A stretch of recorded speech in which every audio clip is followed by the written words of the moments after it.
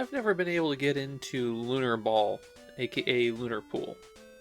It gets brought up from time to time as an overlooked gem, and I tried it, and then I go, nah, not for me.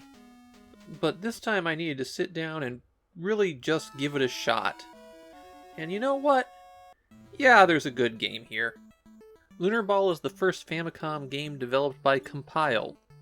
In the 80s they were more focused on the MSX computer, but we are going to get a few excellent Famicom games from them. Superficially, Lunar Ball is a pool game. You aim your shot, press the A button when the power meter's at the level you want, and try to knock the 6 numbered balls into pockets.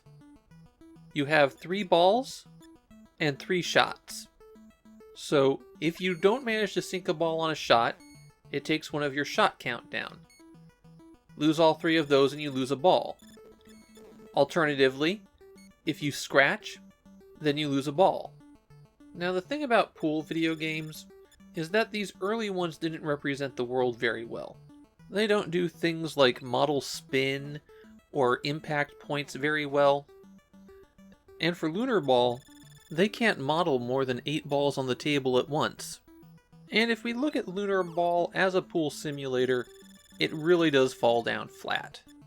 You can't put English on the ball, and the scale on the table is all wrong. The catch is, Lunar Ball stops being a pool simulation after the first stage.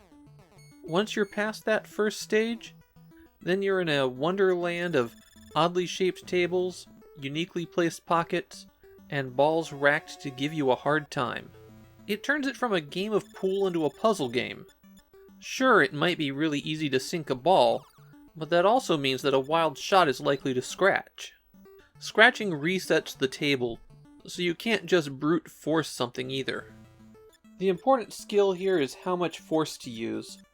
Unless you've got a tightly grouped cluster of balls that you want to break up, going full force is generally a bad idea. A wild ball is just too likely to scratch. There's no bonus points based on the complexity of the shot either. So take those easy shots, hit them with just enough force to get the ball there, and leave the cue ball in a position where you can make the next shot. I had some difficulty getting a feel for how the balls would bounce.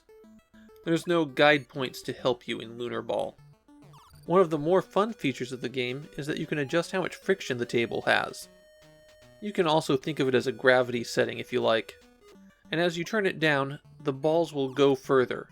Turning it up drags those balls to a halt. Turn it all the way down, and they go effectively forever. These balls are going to be going for quite a while. I think Lunar Ball opened up to me when I started thinking of it as a puzzle game. But to do that, you have to get past the first stage or two. They hew more closely to the standard pool table layout, and that's the least fun way to play the game. Fortunately, you can skip to any stage you like.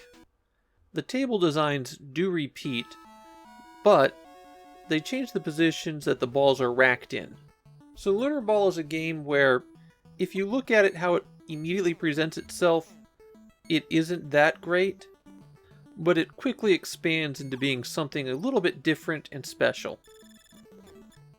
Oh, check it out. The balls are still going.